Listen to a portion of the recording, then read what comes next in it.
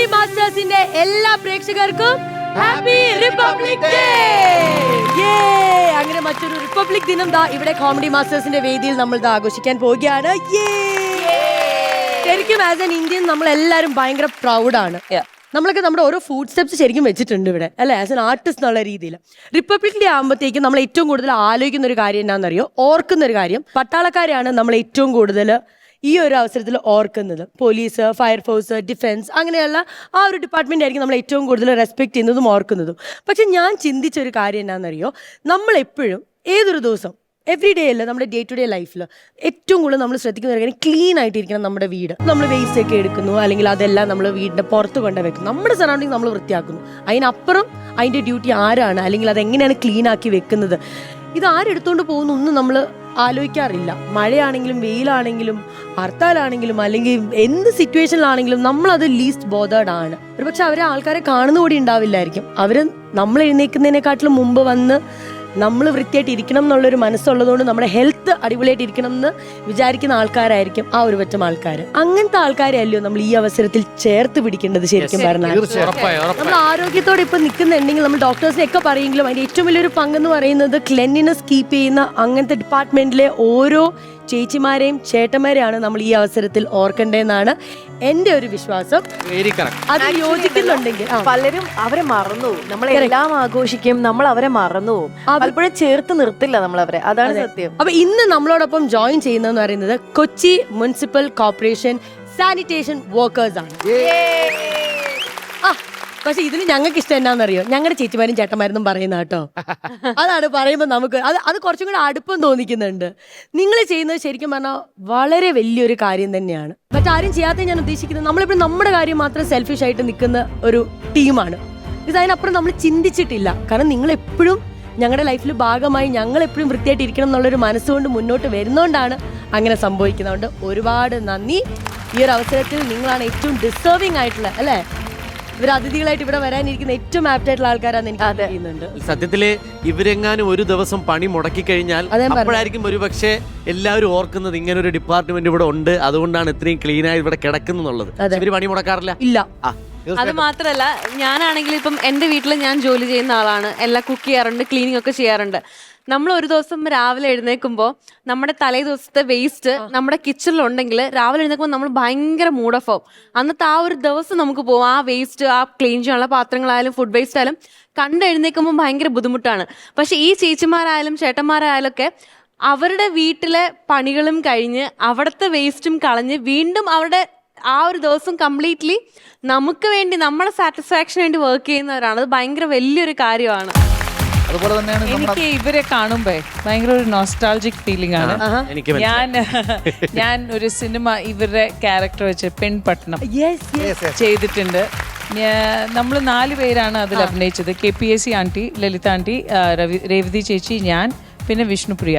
നമ്മൾ 4 പേരും രാവിലെ ഒരു 6 മണിക്ക് സെറ്റിൽ വന്നിട്ട് ഈ ഡ്രസ്സെല്ലാം ചെയ്ത് മേക്കപ്പ് ചെയ്ത് ആർക്കും ഒന്നും അറിയില്ല. നമ്മൾ റിയൽ വേസ്റ്റിന്റെ ആ വണ്ടി എടുത്ത് ഒരു കോളനി ഒരു സീൻ ചെയ്യണമെങ്കിൽ നമ്മൾ ഇന്നത്തെ ദിവസം 3 സീനാണ്. അപ്പൊ നമ്മൾ ഈ കോളനി അപ്പൊ നമ്മൾ റിയൽ ആയിട്ട് അവര് വീട്ടില് നമ്മൾ ബെല്ലടിക്കും, അവര് നമുക്ക് വേസ്റ്റ് തരും. നമ്മളതിൽ അവരൊന്നും അറിയില്ല, ബിക്കോസ് എല്ലാവരും ഉറക്കത്തിലാണ് ഈയൊരു. അപ്പൊ നമ്മൾ ഇത് 1 മാസം കോഴിക്കോടുള്ള എല്ലാം വലിയ എന്താ പറയാ സൊസൈറ്റിയിൽ പോയിട്ട് നമ്മൾ 4 പേരും ഇത് ചെയ്തപ്പോൾ ഭയങ്കര ഒരു എന്താ പറയാ നമുക്ക് ബഹുമാനം തോന്നി. ഇവരുടെ ഓരോ വർക്കിൻ്റെ, ഇവരുടെ ഡെഡിക്കേഷൻ, ആൾക്കാർ തരുന്ന ഓരോരോ കാര്യങ്ങൾ, അവർ തരുന്ന രീതികൾ, അവർ സംസാരിക്കുന്ന ഒരു സ്വരം എല്ലാം അത് ഭയങ്കര ഒരു ഇതാണ്ടായിരുന്നു. ഇപ്പം നമ്മളെ സംബന്ധിച്ച് അതൊരു ഒരു മാസത്തെ ഒരു എന്താ പറയുക ഒരു ക്ലാസ് ആയിരുന്നു. ആൻഡ് അതുകൊണ്ട് ഞാൻ സ്പെഷ്യലി പെൺപട്ടണം ടീമിൻ്റെ ബിഗ് സല്യൂട്ട്, വലിയൊരു സല്യൂട്ടാണ്. നമുക്ക് ചേച്ചിമാരെ ഒന്ന് പരിചയപ്പെടണം അല്ലേ? ചേച്ചിമാരെ നിങ്ങളെയൊക്കെ ഒന്ന് പരിചയപ്പെടണമെന്ന് ഞാൻ ആ അറ്റത്തുനിന്ന് തുടങ്ങാം. ചേച്ചി പേരെങ്ങനെയാ? നിർമ്മല. ഓക്കെ, നിർമ്മല ചേച്ചി പറയൂ, എന്ന് തോന്നുന്നു നമ്മുടെ ഈ ഷോയിൽ വന്നേല്? എന്നെ ഫീൽ ചെയ്യുന്നു? അഭിമാനം തോന്നുന്നുണ്ടെന്ന്, ഞങ്ങളുടെ കാര്യങ്ങൾ പുറത്തേക്ക് വന്നല്ലോ. അതെ.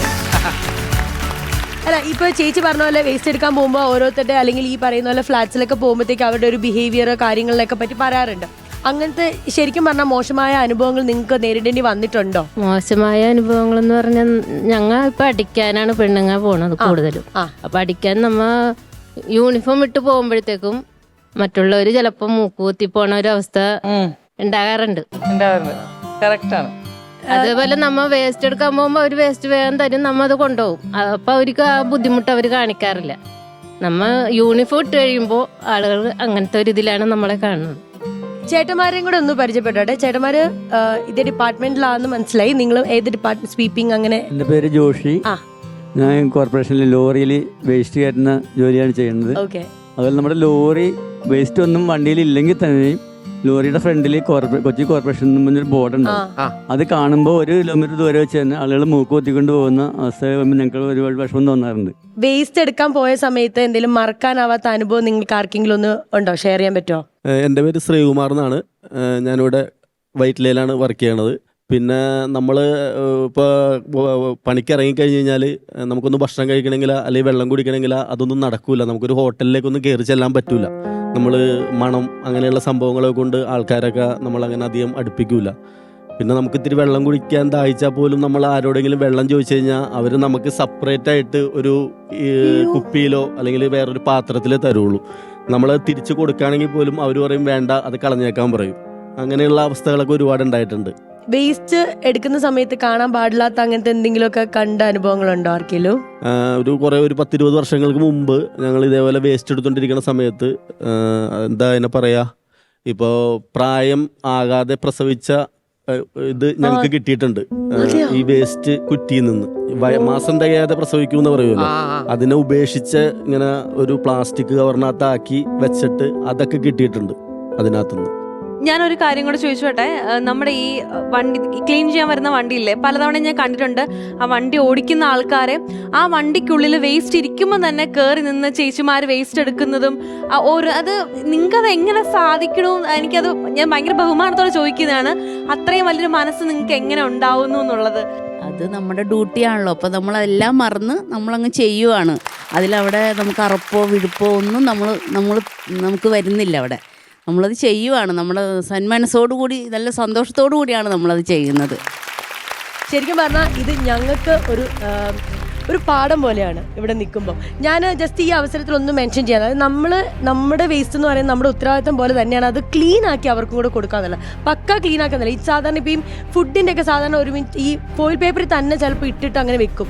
നിങ്ങളത് വന്നിട്ട് നിങ്ങൾ കൈകൊണ്ടായിരിക്കും അത് സെഗ്രിഗേറ്റ് ചെയ്യുന്നത്, അതല്ലെങ്കിൽ അത് മാറ്റുന്നത്.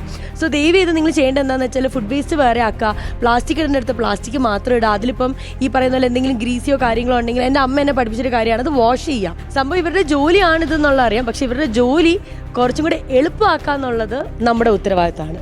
അപ്പം നമ്മൾ എല്ലാവരും ആ ഒരു ഉത്തരവാദിത്ത ബോധത്തോടെ മുന്നോട്ടേക്ക് പോകണം. അപ്പം ചേച്ചിമാരെ, ചേട്ടന്മാരെ, ഒരിക്കൽ കൂടി welcome to comedy masters family. ഇന്നത്തെ എപ്പിസോഡ് നിങ്ങൾക്കുള്ള ഒരു ട്രിബ്യൂട്ടാണ്. നിങ്ങൾക്കായിട്ട് ഞങ്ങൾ അങ്ങ് ഡെഡിക്കേറ്റ് ചെയ്യാണ്. ഓക്കെ, ഇനി അങ്ങ് ഇരുന്ന് ചിരിച്ച് എൻജോയ് ചെയ്യാം. ഒരു കുടുംബം എന്ന് പറയുന്നത് നമ്മൾ ഇനി ചിരിക്കുന്നു. ഇനി ഞങ്ങളെ വഴക്ക് പറയാൻ തോന്നുമ്പോൾ വഴക്ക് പറയാ, കൗണ്ടർ പറയാൻ തോന്നുമ്പോൾ കൗണ്ടർ പറയാ, തമാശ പറയാൻ തോന്നുമ്പോൾ തമാശ പറയാ. എല്ലാരും ഒന്ന് ചിരിച്ചേ, എല്ലാരും ചിരിച്ചേ.